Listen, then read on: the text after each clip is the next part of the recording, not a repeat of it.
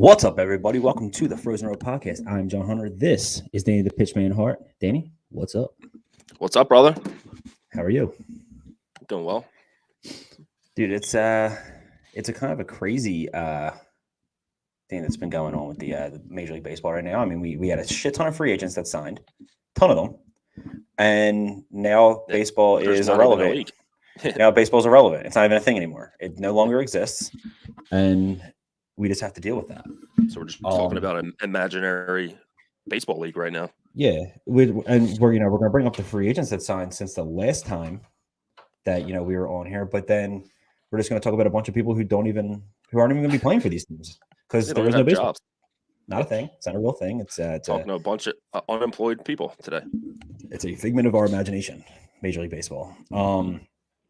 Yeah, I mean, I want to talk. We're going to get in discussions about the free agents, the trades, the CBA. Of course, that's one of the main things that we're going to talk about because that's literally if there is no baseball, what do we talk about?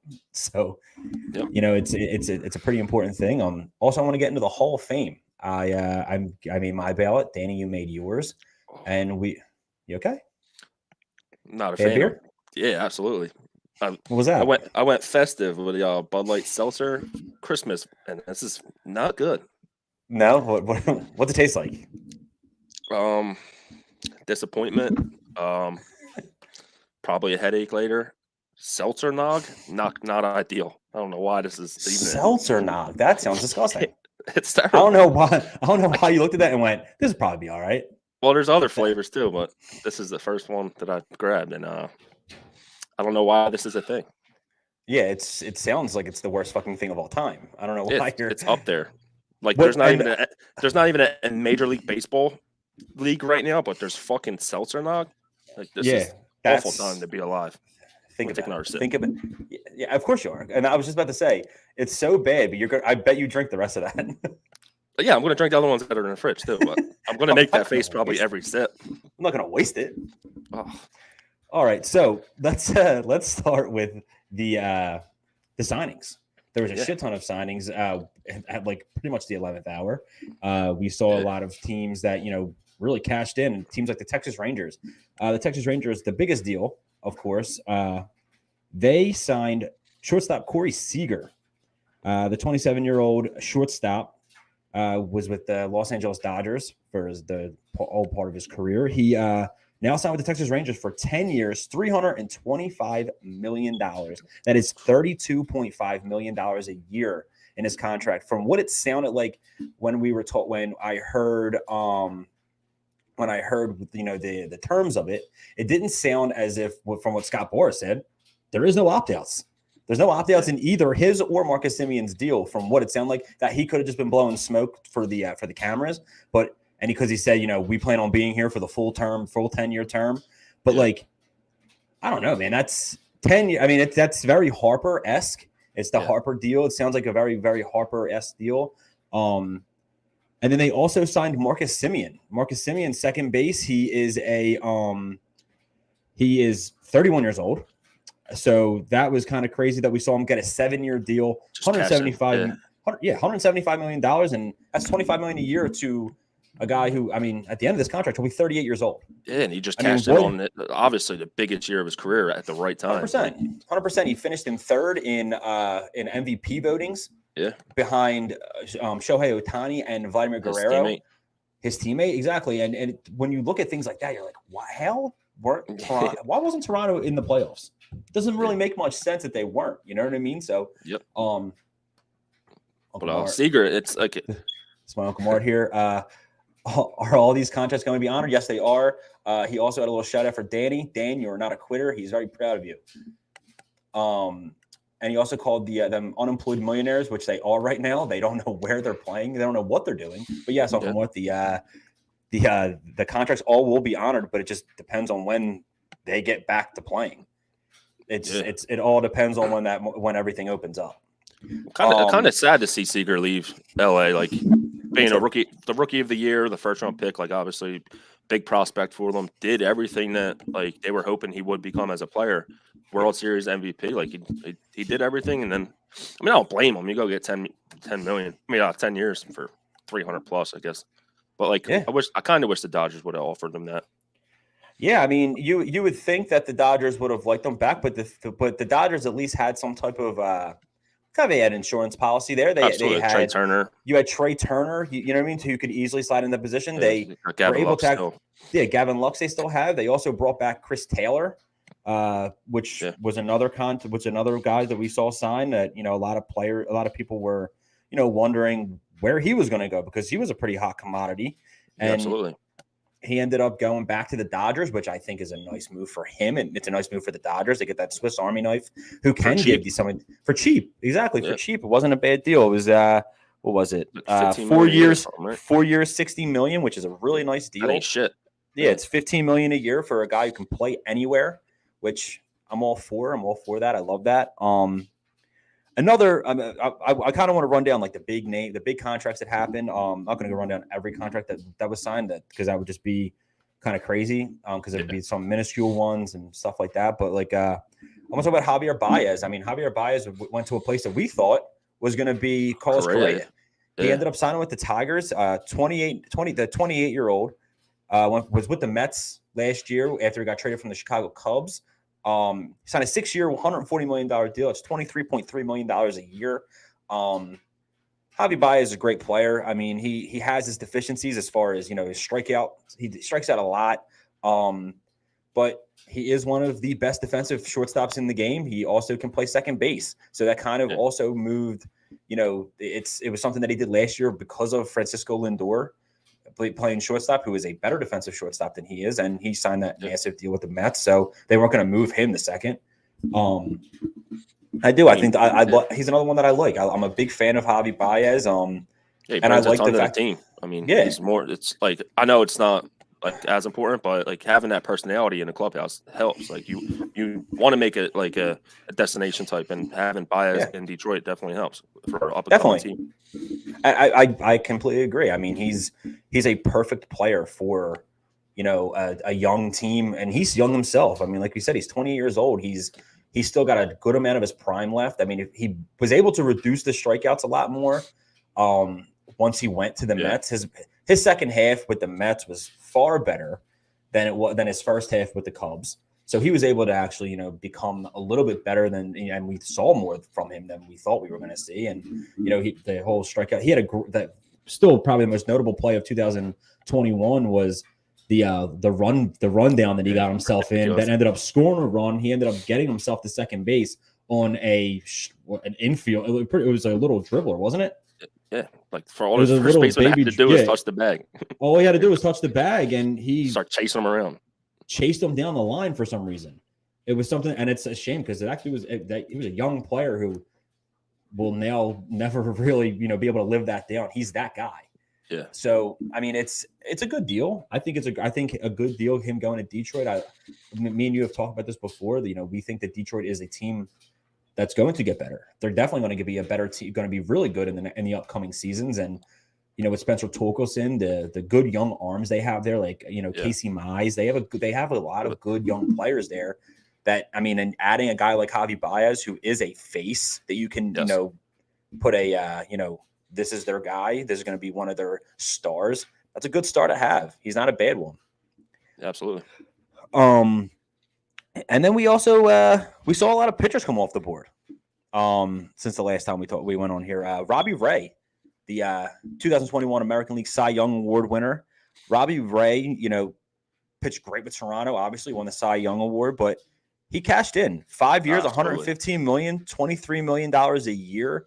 The 30-year-old lefty, he had a career year, and it seemed like he, you know, was able to fine tune his mechanics last year. This season that just came up, that just passed, and he.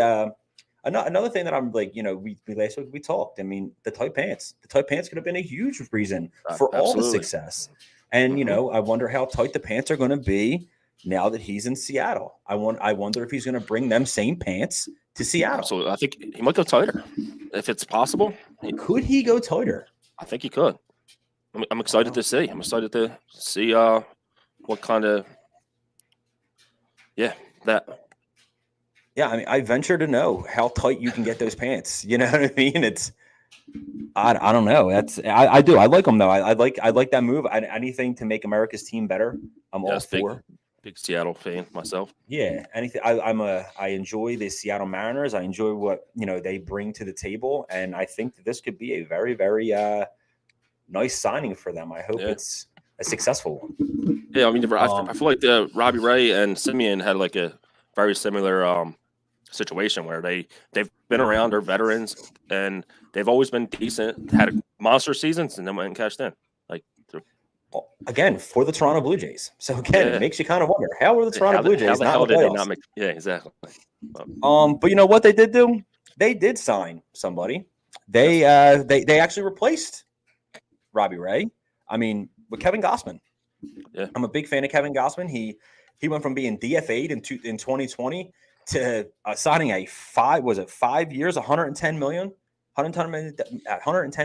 deal. That's not something you DFA. That's not a DFA contract. That is an ironclad top of the rotation arm right there. Yeah, that's a good move. I mean, that's $22 million a year dedicated to somebody who got DFA'd last year. I have a lot of respect for that, and I'm really, really happy and proud to say that I'm a fan of his, and he was able to literally redo his career, and I hope that he's able to stay on this path, and he was able to help Toronto win. I'm a Red Sox fan, but I hope he is able to help Toronto get to that next level and be in the playoffs because they're a fun young team. It's definitely going to be fun to watch. Toronto is one of those teams that is just really easy to root for. Like they have all their homegrown talent, all the kids, the juniors, and then like hopefully, I mean, you are the Red Sox guy, but like hopefully they do make that push. I mean, it's a tough division, man. Every 100%. Year, just with the Rays, Yankees, Red Sox, like it's hard to make it to playoffs in that division. Definitely. And a note. The last episode we talked about Justin Verlander. Justin Verlander, we said he signed a 2-year, $50 million deal with the Astros. That still is not finalized. It's really weird.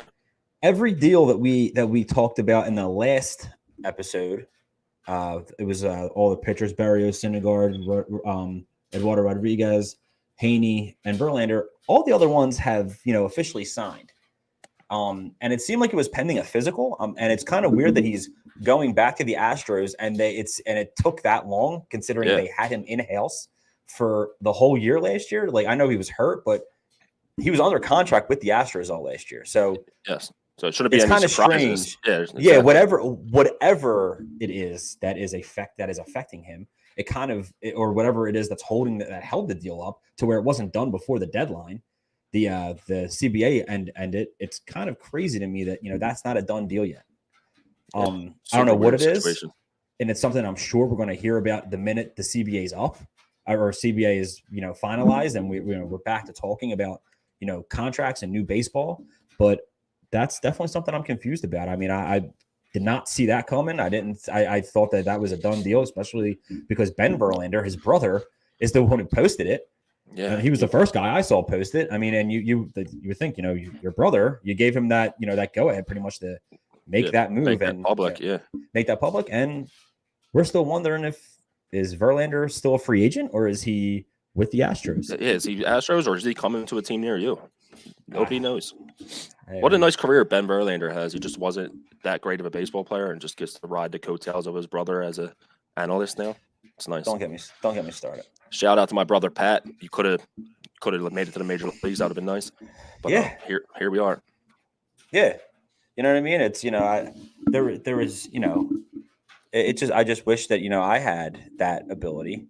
I don't know why my brother Sean wasn't nearly good enough to play baseball to where I could ride his coattails. Just I don't nothing understand. But piece of shit brothers around here. Yeah, and that's how I feel. You know what I mean? I feel like my brother let me down. Yeah, absolutely. He let me down too. Yeah, he could be very famous right now. We could be doing this on a much higher scale, bigger scale. Yeah. And now we're wearing maybe not wear a construction shirt to a podcast, but it is what it is. I'm wearing a Team USA baseball hoodie that has a hole in the pocket. My phone fell out of it today. My phone. It's annoying. Listen, from here up, it looks like a great hoodie. It's fantastic. Good quality. Looks warm. Inside, it is. It's fucking toasty.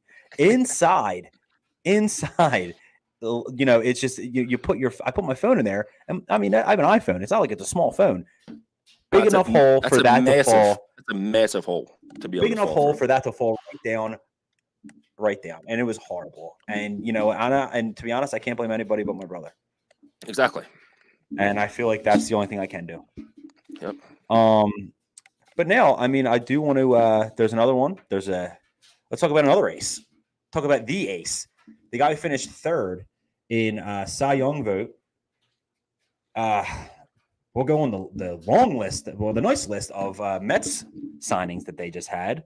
We'll start with the 37-year-old former Cy Young Award winner, Max Scherzer. Max Scherzer signed a 3-year, $130 million deal with the New York Mets. That's $43.333 million a his year. His brother doesn't have to do shit now. Yeah, Matt Scherzer. Yeah, Matt. I assume is what his name is. Wonder if he has 2 color eyes too. No. And if he does, it's the opposite of what Matt does. Yeah. So or what Max does. So it made him less good. Yeah. Can't see right. But yeah, I mean $43 million a year is like we mentioned, for the number 2 pitcher on your staff. Like it must be nice. Yeah, that's no like chump change. That's not something where we should just like sit here and kind of scoff at. He's a good ball player, man, and I'm happy. I'm happy that we're seeing the $40 million. It's kind of crazy. We won last year, and it was from a guy who not even really playing anymore. Like we don't know what he's doing. Trevor Bauer. He's the one who signed the first one. Did you see him kind of taking credit for the $40 million deals? No, I didn't see that, but I did see something about like him. He did the blank face thing with his Bauer outage symbol, and he said, "Haha, you can't find me now." Like, kind of weird. Okay. Yeah, I mean, I know that he's pretty big in kind of throwing shade at absolutely at the major leagues and the big leagues, and he's just not especially with like when it comes to like his own stuff. He's been kind of going at them a lot, but yeah, I don't know. I like the deal. And I said this earlier. I told you I'm in that group text with that group with the guys from the Painted Lines, and they mentioned the whole Mets are going to Met, all that. I see that a lot, and I don't even just see it from them. I see it from a lot of people. I see it from people on Twitter all the time, and it's usually Phillies fans. They gloat about the Mets, not being able to succeed. But you know what? If the Phillies, at least look like they tried. Like how the Mets try. The Mets try to be good. Yeah. I give them credit for that. They at least they're going out there. I mean, like you said, there was 3 other names that they signed that I'm sure the Phillies would have loved to have signed. Any one of them. As a Phillies fan myself, like it's like day after day. It's like, God damn, dude! Like these dudes got the Mets got another one of these studs. It's like, the Mets are going to Met. I hope they do, but they're building a serious team over there. Like Cohen's a maniac. Dude's a psychopath on Twitter, but he's willing to spend that money. We got John Suggs here said, do you think Stroman can turn things around for the Cubs? I mean, I don't know. One pitcher I don't really think can turn a whole thing around. I mean, if they're the Cubs, they're another team. They're a team that I really, really believe will be able to. They can reload quick. Exactly. I mean, I'm a big fan of Jed Hoyer. Jed Hoyer is somebody who I've known about Jed Hoyer for a long time. He was with the Boston Red Sox when he was a lower end executive. He was like an assistant GM at one point. He made his way up. He ended up going to the Padres for a couple of years, and then he went back with Theo Epstein when Theo Epstein became the president of baseball operations with the Cubs. He stole him right back from the Padres. Said, "Listen, I want you back," and he believes in him. He's a very, very good executive, and he's somebody who I definitely am a huge fan of, and somebody who I believe can help turn things around very quickly there. They're not the only.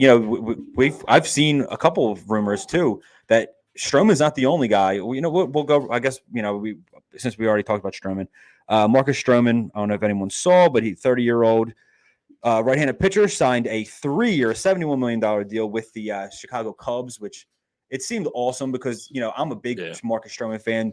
He speaks out very, very, very candidly about mental health, stuff like that. He's a good ambassador for the game and, for the players. He's somebody who I'm a huge fan of, but there's another that he wasn't the only guy that I've seen rumored to them. I saw Carlos Correa as a person who was rumored to them. And don't be shocked if Carlos Correa signs there because Stroman's recruiting too. Like, he's already out there pandering. So, So he that's a strong candidate to somebody who could help go there and do exactly what you just asked. Could them two guys be a huge push in the right direction of turning things around there and fast? You guys remember this team. It's not like they haven't won a World Series in the 100 years again. It's only been since 2016. It hasn't been that long. I mean, 5 years it sounds like a lot, but it's been pretty recent that they've been in a good position, and they were back in the playoffs the year after. So they've been competitive, and they broke down a lot of the players that they did, but they got a lot of guys back. It wasn't like they just got rid of guys and didn't replace them with anybody. They got players back. So I mean, this team is going to be a good baseball team, and very soon. So yeah, I do think Stroman is a good step in the right direction to make this team a better baseball team. But back to the Mets, back to the whole Mets thing. Max Scherzer was one of their signings. Starling Marte, center fielder, had one of the best years of his career. Had the best year of his career, not one of the best. Had the best year of his career last year. Was able to. They were able to ink him for 4 years, $78 million a year. That's only $19.5 million a year. I mean, I think I don't think that's a bad deal. I mean, is he 33 years old? 32.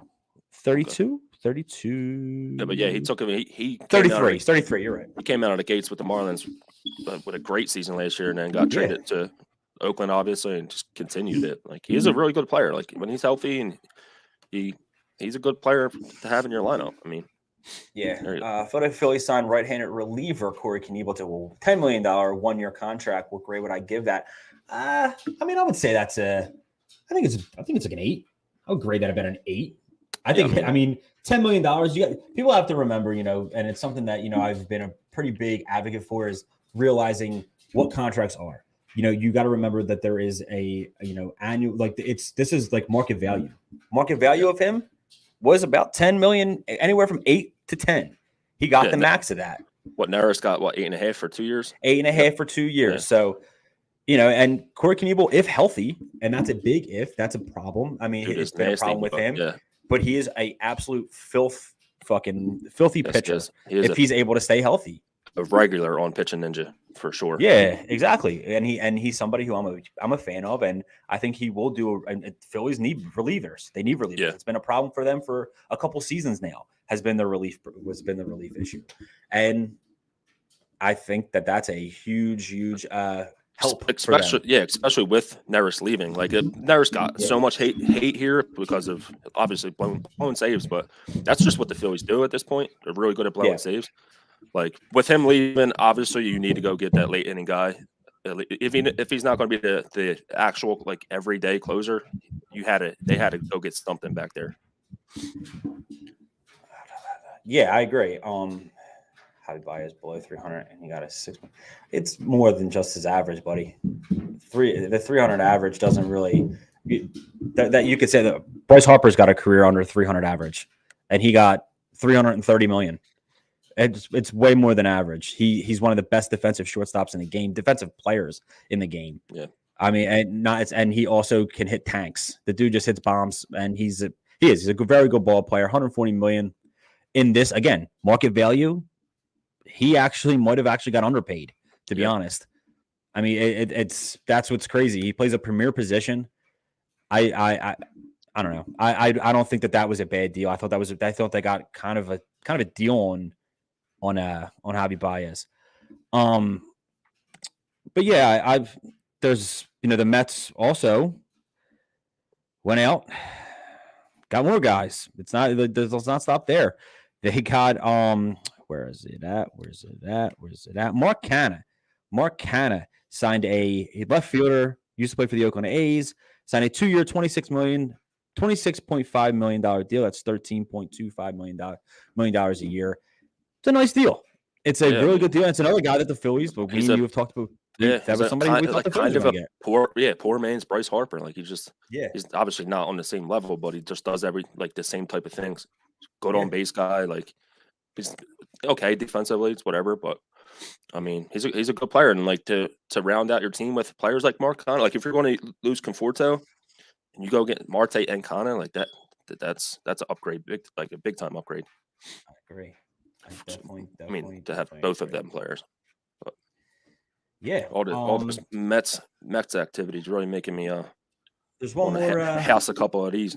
Well, there's one more. Eduardo Escobar. Eduardo Escobar signed, the 32-year-old signed a 2-year, $20 million deal. That's $10 million a year, if you can do that quick math right there. $10 million a year. He's a Swiss Army knife.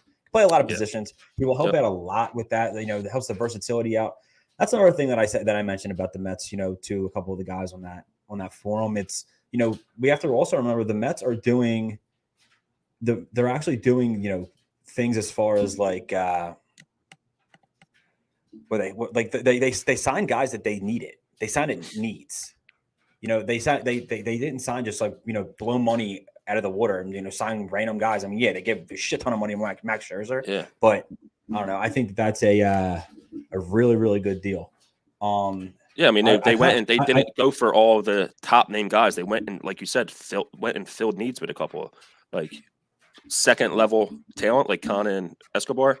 Like they're good ball players. I mean, absolutely. Dirty heels in the building. I don't know what that means, but I love that. I'm more a big fan of his name, Kofi Weedson.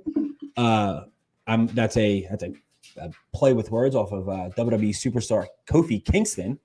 And I like that. I'm a big fan of some Budios. So, but yeah, that's what's going on, buddy? How are you? But yeah, man, it's the Mets made moves. The Mets made some solid moves, and it's moves that I think that are going to, you know, they're going to be a solid baseball team. Right now, I still have them at probably the second place team in that division still. Even though they have, because you don't know the health of the Scherzer. You don't know. Yeah, exactly. Too. Yeah, and I mean Scherzer. This is now twice that I've seen him crap out come playoff time. He started. If you remember in 2019 when he was in the World Series, he pitched well, but he was dealing with some shit. Like there was a couple of starts in that World Series. Though I think he started 2 games in the World Series, and both games were kind of question marks if he was even going to start them. Yeah, I mean, the dude throws 250 innings every season. Like by the end of the year, he's a little worn out. Yeah, absolutely. Where do I want to wrap this? Yeah, I mean, I guess we could wrap up the free agent signings with another guy who I think a lot of Phillies fans, good amount of Phillies fans probably want it. He ended up going back to the Angels. That's Raisel Iglesias, signing a 4-year, $58 million deal to be the closer for the Los Angeles Angels of Anaheim. Yeah. Another guy who was DFA'd, like he was just let go from dumped to save $9 million, and now he signs a $58 million deal. Like, it's just kind of crazy. It's the year of the DFA'd. And it's, you know, 2 guys who signed very, very good exclusive deals, not just like some rando deals. They done 2 exclusive deals with, you know, 2 guys who were DFA'd, and shout out to them for able to, you know, work back and make something of their season. But yeah, I mean, you know, that is enough with the contract talk. Now I want to shift gears, and you know what? I do want to talk about 2 trades that were. You okay? Dude, these are awful beers. This one's cranberry. I want to punch myself in the face. What did I get myself into? What a waste of $20 or whatever it was. It sounds miserable. Yeah, the next one's cherry cordial. I don't even know what the hell does cordial taste like. Cordial? Yes, like Cordial. It sounds like a good time, but I don't know if it's very cool. It's a cordial time. Yeah, I guess. Like that. But this one's straight cranberry juice. So there was a couple trades that were made. two that I really wanted to talk about was the Seattle Mariners. They have acquired second baseman / outfielder Adam Frazier in a trade with the San Diego Padres. Going to San Diego will be hard-throwing left-hander reliever Raymond Kerr and outfielder Corey Rozier. Seattle Mariners, just making their team better. Absolutely, I'm all for that. I'm all for them making their team better. Yeah, he's a good player. Again, another one that he can play second base. He can go to the outfield. Like, he's very versatile himself, and he's just like a very solid player. Like, not really no holes in his game. Like, he can help any team, and he just happens to help America's team. Yeah, and I'm all about making America's team better. Yeah, and that's what they're doing. Yep. Another trade that was made, kind of a shocking deal last night, happened again, like we mentioned at the last hour. It was kind of a crazy deal. It kind of affects me a little bit more than anything. The Red Sox traded Hunter Renfroe to the Brewers for an old friend, Jackie Bradley Jr. The Red Sox also received two minor leaguers from the Brewers, infielders David Hamilton and Alex Benillis. Kind of a, out of right Renfroe had a really good year. Like, defensively, he's really he shit the bed kind of at the end, but it didn't really make much sense to me for them to for the Red Sox. The biggest problem with the Red Sox in the last couple of games was they stopped hitting. So you got a bad bat in return. He's a wizard. I love Jackie Bradley. I'm not going to sit here and trash Jackie Bradley, but last year, Jackie Bradley somehow made offensively, he was worse than he was in previous years with the Boston Red Sox when he was already not good offensively. He already was not a good offensive player. He's had solid offensive years where they could deal with it because of how good his defense was. But last year, the Brewers just couldn't even deal with it anymore. They just stopped pretty much playing him. Pretty much. They just stopped playing him at one point, and they winded up turning him into Hunter Renfroe for their team. Like, that's a good deal for the Brewers. He did not have a friendly deal. Like, it was the Red Sox are going to be taking on a good amount of money, and I believe did he get our arbitration with them? No, he signed a deal with them, right? Yeah. But it was kind of crazy to me that they traded back for him. I didn't really see that coming. I don't understand why. I didn't really understand the reasoning on it, but Chaim Bloom, he's somebody who I have a lot of trust and respect in, so I believe that this is going to be a great move. I don't know why or how, but I know that he did a great job. Whatever he did a great job. Do you think them potentially bringing back Schwarber is something to do with it, where they want that elite guy in center field, and if they're going to have Schwarber play outfield still, maybe? Yeah, where you can do the late inning switch to make sure that you have a great defensive player out there. That could be a definite. That's something I saw last night that and that's a good point. It could be. That could definitely be a reasoning behind it. I don't know. That's kind of crazy though. It's crazy, and it's kind of crazy because we're at a point where they're not even going to talk about it now until after the CBA's up, and who knows when that's going to be, or whenever the CBA gets signed. I don't know when that's going to be. No one knows when that's going to be. I wonder if we're legally allowed to talk about players and teams right now together. I don't know if we are. I think we might have a lawsuit on our hands. We could. And hopefully they sue me for the rest of these beers. That'll be fantastic. Lawyer up, bitches. Yeah. Lawyer the fuck up. We're ready for it. How's your water? Probably, I don't know. I haven't had it yet. Much better than this. 1,000% it is. That sounds and looks by the looks of your face. Oh, we got something good here. That sip was a little better. Okay. All right. I think it's just how much I hate the other one, making this one not as bad. That's the biggest problem here. Is how it's all relative.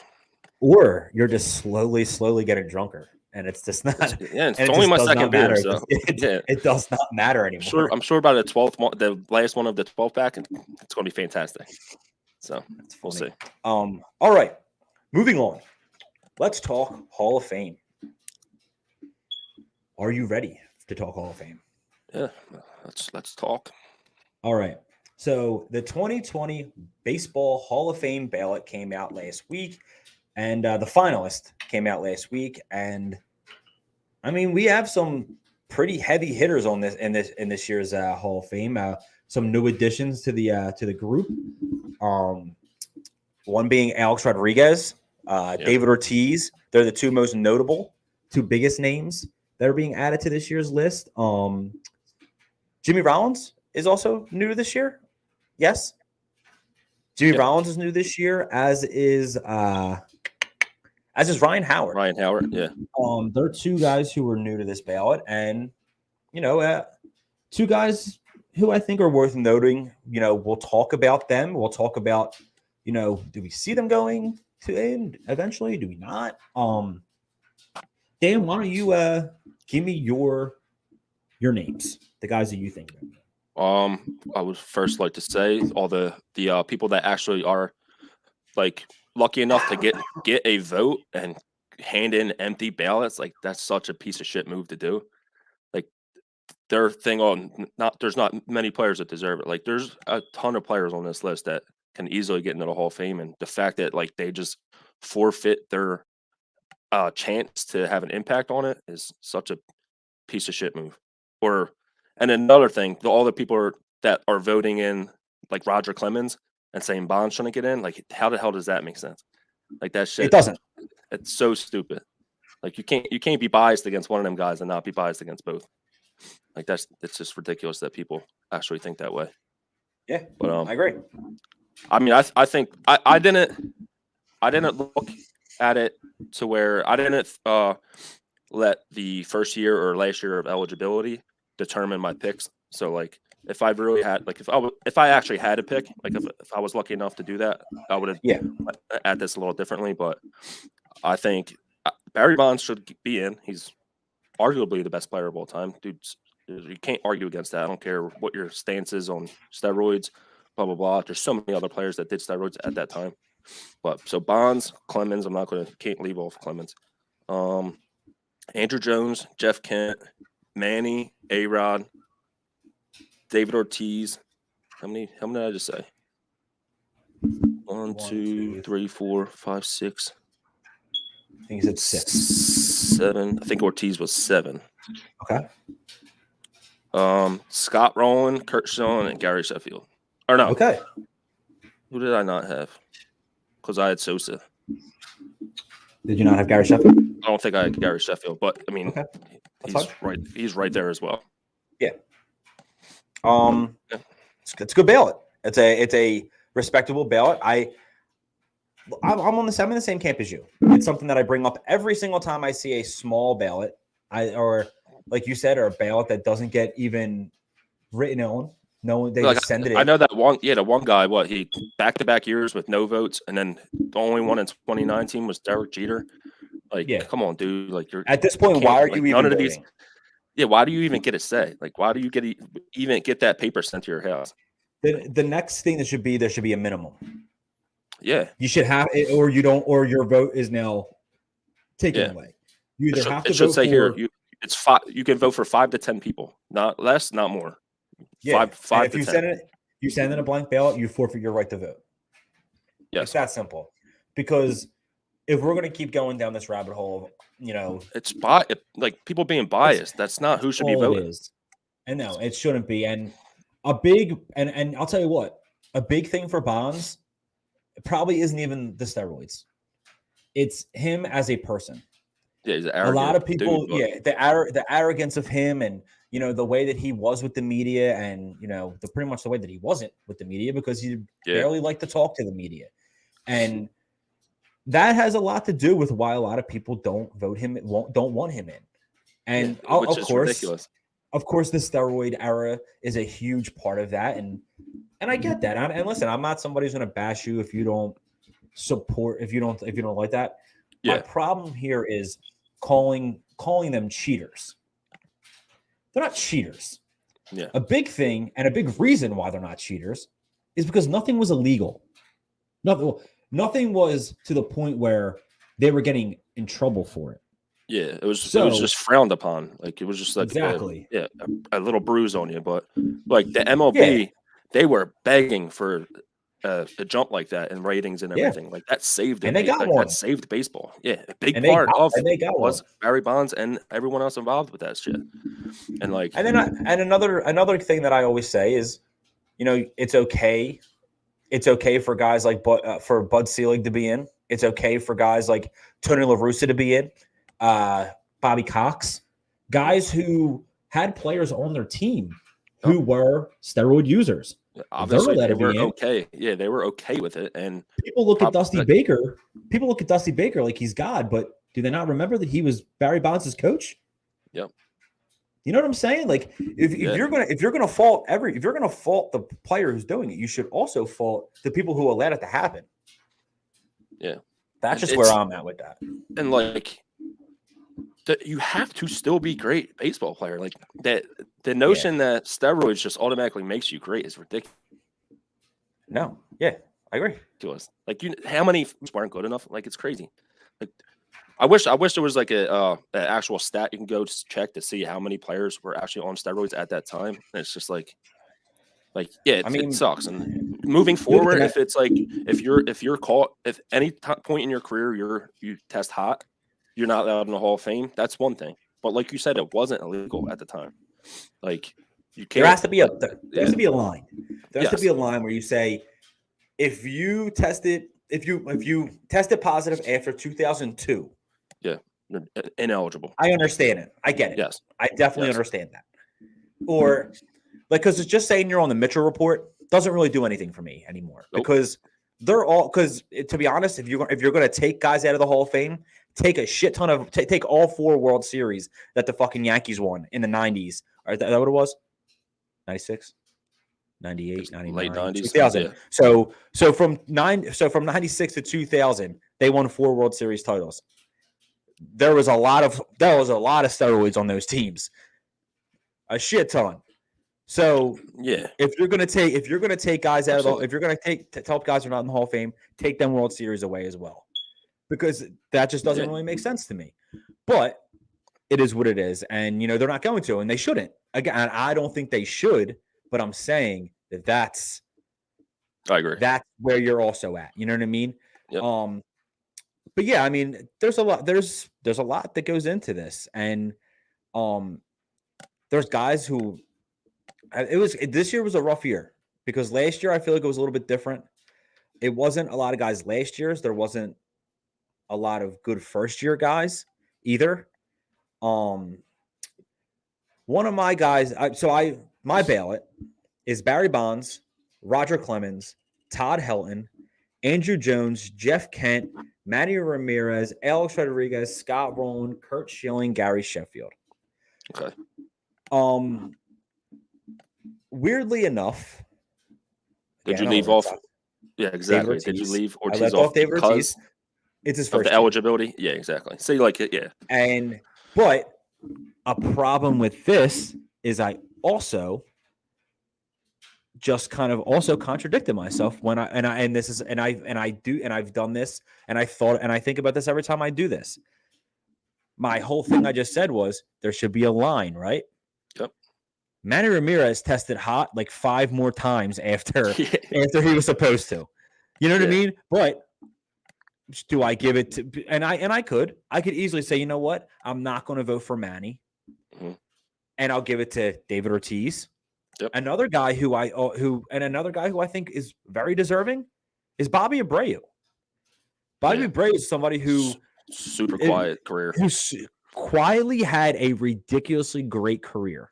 Yeah. Barry Bonds is one of 2 players in Major League history to have 300 home runs and 400 stolen bases. Abreu's the other one. His dad is the other one. Bobby Bonds is the other one. But Bobby Abreu is like 12 home runs shy or something like that of being the third person. There's a lot of good Bobbies in baseball. Yeah, there is. But also you could also say that Ricky Henderson was also 1 home run shy of also doing that as well. But there's some elite. They're 2 great players. I mean, you got Ricky Henderson, who's I think is one of the greatest players of all time. And Bobby Bonds doesn't get enough credit for how good he actually was. But Barry, in my opinion, like you mentioned, is the greatest player of all time. He's the greatest player I've ever seen. Just He's looking the at greatest player I ever saw. his numbers, is just like they'll never be touched. They won't. Like it's just his walks alone. They're never going to. No one's ever going to walk that much. That's insane. There was a point where he walked. Doesn't he have like more walks than the Rockies hitting more than like the? Maybe. It's like something crazy. Like there's like a whole franchise. He has more walks in his career than. Yeah, dude, he had a 16-year span where 15 years where his OPS was over 1,000, and the only year that wasn't over 1,000 was 999. Like 16 straight seasons, like fucking insane. And a couple of them, one was like 14-22. Like, yeah, that's you like guaranteed to win Player of the Week if you have a 1,400 OPS, and a dude did it for a season or pretty much. And listen, there's certain players that there's certain players that we can talk about, and you say like, oh well, if it wasn't for steroids, this man won 3 MVPs before the steroid era was even a thing. Yeah, which was 1998, exactly. I think, is when steroids really got brought into baseball. He'd already had 3 MVPs by then. That's what I'm saying. Like, it's not like that dude just became great because of steroids. Like, he was just an insane baseball player who got a little bit of help, I guess. Yeah, and he technically should have 8 MVPs. I think 1990, he was the best player in the league at that point, but it got given to Terry Pendleton, I believe, is who won the MVP that year. Interesting. Yeah, but it's just crazy to me that there are people out there. I mean, it's not crazy, but because I understand it, but like I don't get why we don't just grow up and go, you know what? Yeah, was it is it something that could be looked at as a black mark on baseball? Yeah. Of course it can, but it's not like betting scandals. It's not like the Astros scandal. It's not like that. And it's not like that because those things, but even the Astros scandal, because that really wasn't illegal either until it became illegal. There's a reason. I mean, there's a reason that people do have signs in baseball because everyone tries to steal them when they can. Yeah. And I'm not as hard up as other people are about the whole thing that the Astros did. Is it because Alex Cora is my team's manager? Could be, and he was a part of that whole thing. It could be, and the Red Sox also got themselves caught in some bullshit with the watches. But I don't know. I just see baseball is a game that you see advantages happen, and you look for advantages, right? That's Absolutely. The thing you do. You look for things that because it's a hard game. Mm-hmm. There's a guy who I coach with. He's the JV head coach at the prep. He always tells the kids, if it was easy, they'd call it soccer. That's one of his famous lines. And it's not an easy game. It's a game of failures. That's what baseball is. So if you're able to find success and you're able to, I'm not saying cheat, but if you're able to, manipulate the system just a little bit. Manipulate the system until they look at you and go, that's wrong. Which, to be honest, nothing that we didn't know that was wrong. Did anyone know that was real? How wrong did we really know that was until it got brought to light that was wrong? And if they were the Pittsburgh Pirates and sucked still, no one will care. Like it wouldn't even have been an issue. Like it's just it wouldn't. No one would have gave a fuck. It's just that they were able, and again, it was a bunch of very good baseball players who did it too. Yeah, which also kind of looked at people, and it's the same thing. I guess it could be the same thing as like a Barry Bonds. Did he really even need that? No, but the reason why. I understand it. If you watch the whole, I think there was a 30 for 30 on the steroid hours that whole year. Barry Bonds is like the face of that, right? He's the face of the steroid era, which is crazy because Barry Bonds and Sammy Sosa, I feel like sometimes don't even get looked at anymore as being problems. Like in that. Sosa and McGuire. Who'd I say? Barry Bonds and Sosa. Yeah. Sosa McGuire, right? Sosa McGuire kind of, McGuire had a job within Major League Baseball. Like you know what I mean? It's like it wasn't like he got kind of like, blacklisted. Nothing happened to him. That's where I'm kind of, in that position where I'm like, how bad is it? Yeah, how bad did they really look at it? You can't pick and choose who's worse and who's not. Barry Bonds was a much better player than all of them. Yes. And he was. He's the greatest player of our generation. Maybe the greatest player of any generation. Yeah, I mean, he has to be an argument. And this is another thing. You're going to also – so Pete Rose is also not in the Hall of Fame, right? Yep. I'm a firm believer that I don't think he should get in, and that's my own thing. I don't think he should get in. I've done a lot of research on this, on why. I've talked to people on why I don't think he should get in. He's the hit king. I get that. But we're slowly approaching a time, right, where we're going to have to start telling people, well, the home run king isn't in. Yeah, the hit king isn't in. Like, you're talking about two huge numbers that aren't going to be in the Hall of Fame. And it's because why? They did something that apparently wasn't right. Pete Rose did something that is knowingly not right, and he knew that, and he has made an ass out of himself for 20 plus years, almost 30 years. He's made an ass out of himself about it, which is a huge reason why I don't think he should get in. Instead of, going about this humbly, he did it. Yeah. When it's Hall of Fame time, he finds himself. He's I am me. He loves himself. That's what he does. I read his book. Behind the scenes, he's always trying to sneak his way back in, and then outside, he's like, "Fuck them guys. I don't need the Hall of Fame." Someone recently said he doesn't even want to be in the Hall of Fame. Bullshit. He wants in more than anything. That dude would sell his soul to be in right now. He acts like he doesn't. And is he making a shit ton of money not being in? I'm sure he is, because he's an egotistical maniac. He's also a fucking pedophile, which is another reason why I don't think he should ever be in. And that's a whole other thing. And I know it's not the hall. I know it's not the Hall of Morals, but I think it all stops right there. It stops right there. This you got caught doing that in your 30s. Like, I'm sorry, you're a piece of shit. You're crossing state. He was crossing state lines to be able to do this. That's a problem to me. Yeah, that's a huge issue to me, and it's something that I don't like. So, no, I don't think Pete Rose ever deserves to be in the Hall of Fame. And I might be the only. I might be the only podcaster to ever tell you that I don't think Pete Rose should ever be in the Hall of Fame, but he shouldn't. Shouldn't even sniff it. Done. And rant on Pete Rose. Fuck you, Pete Rose. Fuck you, Pete Rose. But you know what? I think it's time to pause and let's give a little bit of the live shows that the Buzz has to offer. Where's the competition? Bring on the competition. We need some competition. Y'all ain't no competition. It's time to ball. Yeah, shawty, time to brawl. Cause see, we bout to stomp y'all from the jump ball. Me worried not at all. Your team is gonna fall. Hope you learn something from it, cause we schooling all of y'all. Putting you to shame. Don't hate you even came. Bringing the pain to anybody coming through the lane. Simple and plain, we gon' play it like we playing dames. Ain't got a chance, even if we give away the game. So hope you brought your best. Go put your skills to the test. An early off season, about to lay your team to rest. Chalk is another loss. That's what it's gonna cost. Go with your instincts if you're having second thoughts. Your buck, this is where it stops, player. From the point to the center, whole team got hops, player. We be the kings of this division, here to knock you out the box, player.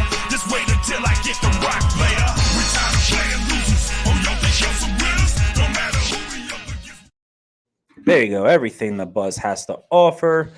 The Buzz, we've got what you want when you want it. Go to Instagram, Twitter, and Facebook.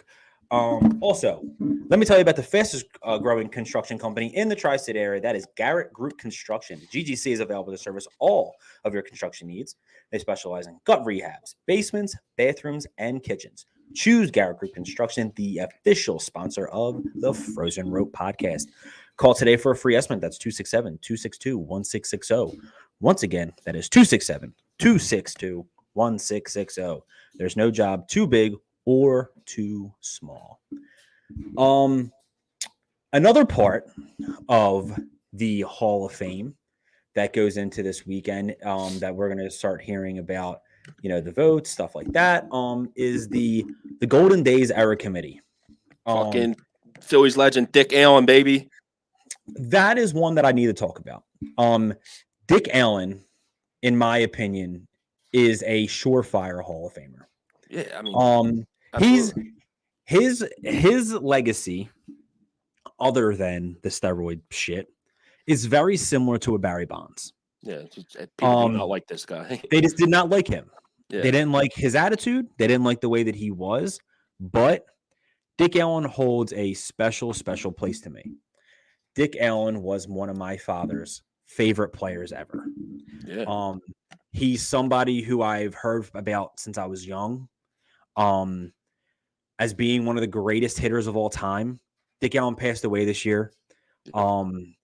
And it's sad that this is going to be probably the year. He got very close last year. This is probably going to be the year that he gets in. I believe they said you need 12 votes. He got 10 last year. I hope that this is the year. Yeah. I truly, truly hope this is the year for him. I don't think it's right that he's been held out this long. I understand why he has been held out. Well, not really, but I get that, who votes on this shit. But I mean, Dick Allen, in 7,314 plate appearances, he had 351 home runs. He had a 400 WOBA, 155 WRC plus for his career. 155, 61.3 F4. He is a career 292, 378, 534 slash line. That is a 912 OPS.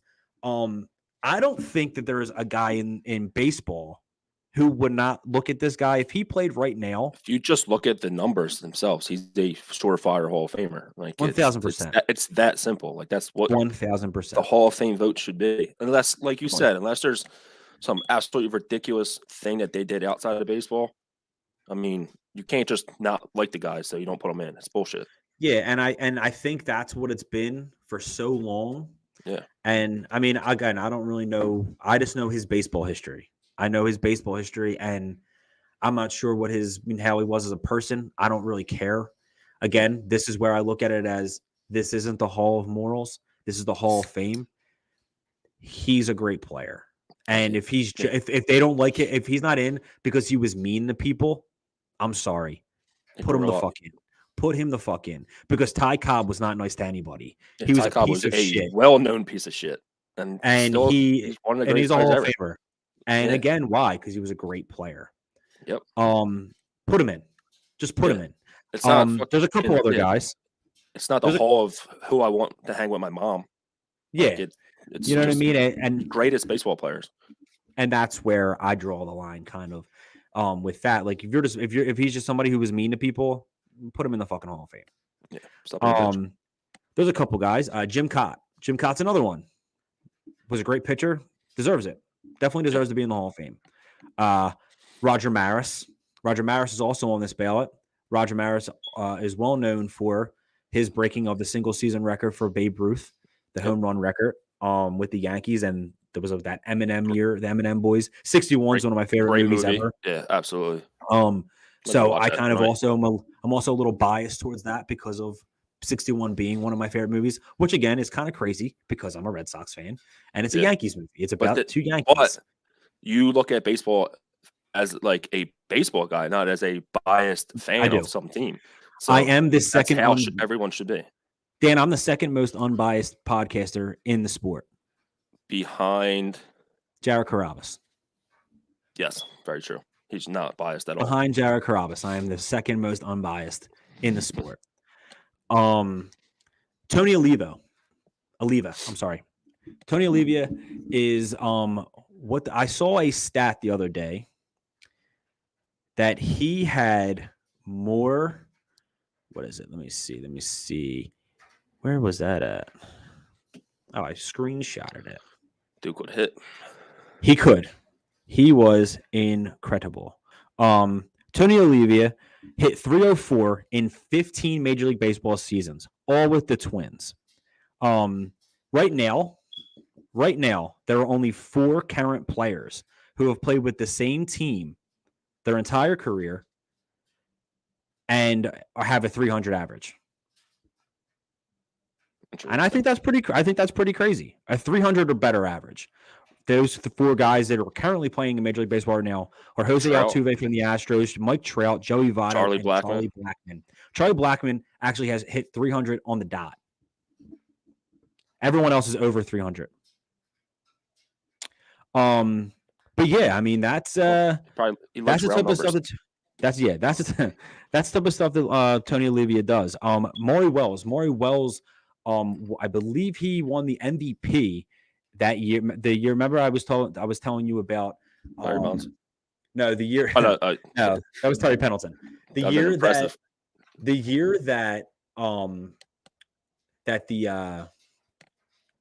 the Dodgers had over 100 win, had one of the they actually didn't make the playoffs, and they had 100 wins. Yeah, it was him and who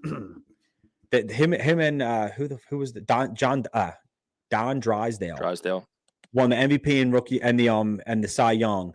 If Bryce Harper and Wheeler would have won the MVP and Cy Young, they would have been the second team ever to have that happen and not make the playoffs. So Maury Wells was the MVP that year. Gotcha. Another good player, and I think why isn't he in? That's where I'm at. Was he a great player? I don't know, but could he be part of the Golden Days era? Maybe. Minnie Minoso is another guy that I think he should get in. He is the first acknowledged dark-skinned Latin player in AL or NL history, and he did that in 1949. If for anything, he should be honored for that. Whether he is actually in the Hall of Fame or not, put him in there as being known as that. Give him something. He has a great card in MLB The Show. So yeah, Minnie Minoso. Great name. Yeah, it's crazy. It's crazy like how racist shit was back in the day. That being the first dark-skinned Latino player is a thing. They only let light-skinned Latino players because they thought he looks Caucasian, and that's sad. That's terrible. Sad that happened. It's crazy how one way the fucking world was back then, and people, I don't know, but I hear you, buddy. It's hard to fathom. Yeah, it's definitely hard to fathom. It's ridiculous. But yeah, they're the guys who I hope. I'm not all of them are going to get in, but I hope that someone there gets in. I'm hoping more Dick Allen. Like I said, I hope Minnie gets his just due, and I would like to see Roger Maris get in. They're the main three. The other ones, if they get in eventually, that's great. Jim Cott, he's another one who I would like to see get in as well. Yeah. But yeah, Dick Allen, Roger Maris, and Minnie are the three that I am really pulling for the most.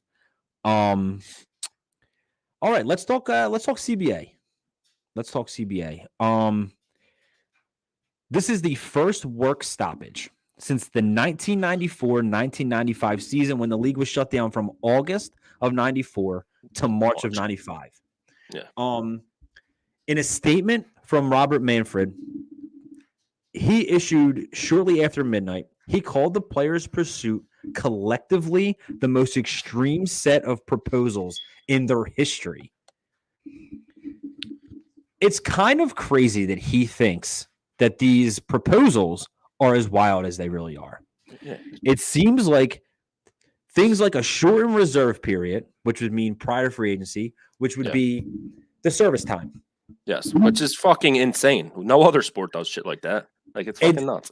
And they're okay with them manipulating it. It seems like the commissioners and it seems like these are things that they're not giving up. They're not giving up service time, which is wild to me. And this is also a thing. If you don't want to give up service time, that's fine. But know what you can do? You're not allowed to sign players before they hit free agency. How about that? You're not allowed to kill my ears then. Yeah, you're not allowed to say, hey, since we're going to do you a favor and Ronald Acuna and give you a bullshit contract. How about that? Just to avoid arbitration. Yeah. That's what I would say. How about you don't do that then? You're not allowed to sign me. You have to let me go to free agency and then bid on me like everybody else will. Because I mean, that's on you. If you don't think that, like, and if you notice, the players they do this to, I mean, obviously they did this fucking Scott Kingery, which is ridiculous, but the players are doing it to are these Latin players who come from nothing. And it's almost like they're double manipulating these guys. And it's not fair. It's not fair at all. Bullshit. Yeah. Like the deals that they sign, absolutely taking advantage of the players, literally. Of course they are. And for Manfred to sit back and be like, no, like this is how it should be. Like you're just a piece of shit, dude. Like you're okay with these billionaire organizations fucking taking advantage of these 20-year-old kids. Like and that's where I think I'm the most annoyed with it is you're gonna tell them like, no, I'm not. We're definitely not, wavering from that. Okay, you don't have to waver from that, but you have to figure something to make it better. Yeah, exactly. Yeah, of course you do. And they're not. They have no. It seems like they have no intentions of making this better. They don't. And not even he wasn't even like, okay, these are some decent negotiations, and we're gonna look into it as an organization. Like no, he just straight up said, "You're nuts." Yeah, to think that we're gonna make this better for you. Pretty much called them extremists for thinking that this was like a possibility to do that. You're crazy to not want these teams to run your life for 10 years. Yeah, they wanted $100 million reduction in revenue sharing. Salary arbitration for the whole 2-year class are bad for the sport, bad for the fans, and bad for competitive balance, is what Manfred said. Players are asking to make the service time requirements 2 years instead of 3, which is what they were up until 1987. Up until 87, yeah. Yeah, 1987, it was 2 years instead of 3. I got a lot of quotes from the Athletic when I was reading that. It says the other side has proposed to completely eliminate salary arbitration, which is one of the signature accomplishments of this union, to replace it with a wage scale, to extend the period of team control potentially for players for longer than they have the ability to control them now, to put in a new, even worse kind of luxury tax at the top. So back in August, there was a proposal from the owners, or just Major League Baseball. There was a proposal for a luxury tax of $180 million. By the end of this season, well, not by the end of the season, this season, the luxury tax was 210. Yeah, I was gonna say that's an absurd fall. Yeah. Why would you think that was a good proposal? You're making them drop far too much. Yeah. And thinking that that's okay. 25. Yeah, it's stupid. Yeah. It's absolutely absurd that they thought that was like a good comeback to them. Like baseball, Manfred and like just them, like those guys in general, just are really not good at fucking making a sport like fun for people. Like it's just no, and they've somehow tried to make it, less fun, and I don't get how that works. It's fucking stupid. So anyone who's wondering what the MLB wants and what the players want, what the MLB wants, they want to maintain current financial outlay to players. They want expanded playoffs. They want an international draft and on-field changes like pitch clock, stuff like that. What the MLBPA wants, the Players Association. They want fewer artificial restraints on free agency, CBT threshold, direct draft pick compensation. Get players paid more earlier. That doesn't sound right, but it's what they wrote. Get players paid more earlier in their careers. Because minor leagues and shit, or address service time manipulation, address competitive integrity, and that's a big problem. One of the big problems in baseball is that you have teams who just decide they're not going to play. They're like, so it does hurt the competitiveness of the game. You had Max Scherzer when he was in his press conference the other day, which was a Zoom meeting. They had him talk. He was talking about it. He's a big advocate with the MLB Players Association and the union, and he was talking about everything that goes on with it. And it isn't fair how say the Nationals are about to make or the Phillies are about to make the playoff, or like very close to the playoffs. But at the end of the season, they have a 3-game series with the Marlins who aren't playing anybody, right? Yeah. Yeah. But then they have a 2-game lead on the Braves, who are about to play the Mets, Who are trying to get a wild card. who are also trying to get a wild card. Yeah. How is that fair? You have a team who can coast in, and then you have a team who has to actually fight. That's where there's a problem. Don't be wrong. There's always going to be and we mentioned this in the last episode. There's always going to be a great team. There's always going to be a shit team. But to make it as if you're not even trying is where I have a problem. It's literally not. You don't have to spend money. It's fucking nuts. Yeah, I mean the Rays have found a way to be competitive without trying to pay. Yeah. I mean, I know that's another contract that we didn't even bring up. Wander Franco. They paid him. They did, but there is a way that they can trade him. It's not a very hard contract on the CBA. I mean on the CBA, on the luxury tax. It doesn't hit the tax that hard. It's 16 or 17 million a year, which sounds like a lot. It's not bad at all, dude. But by the end of this, for that fucking caliber, in 2 years. Like this dude's going to be getting MVP votes shortly. Yeah. Yeah. It's kind of, that's a place where I see that being wrong. I don't know. I just definitely look at that and I think to myself, there's a lot of different things that they could have done, that they could do here to make things better. Yeah. But they don't even try, and that's the not trying is a problem. The not getting competitiveness out of that, which might enter. Let's have a floor. You have to spend this amount of money. Yep.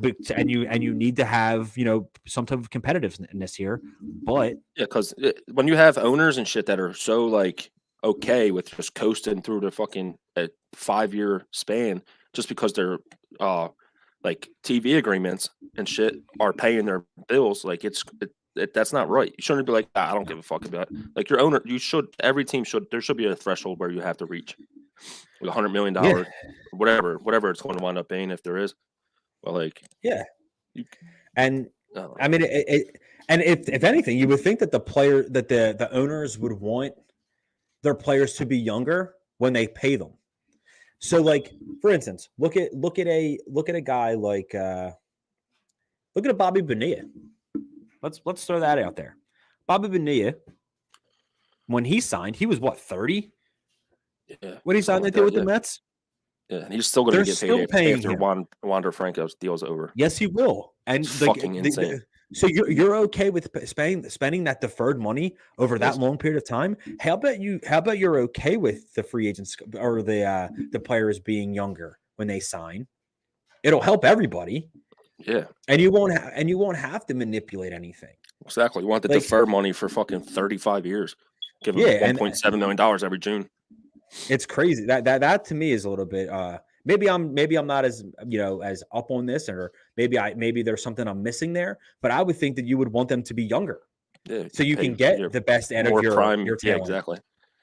You know what I mean? It makes sense. Because right now it currently takes 6 years to get to free agency.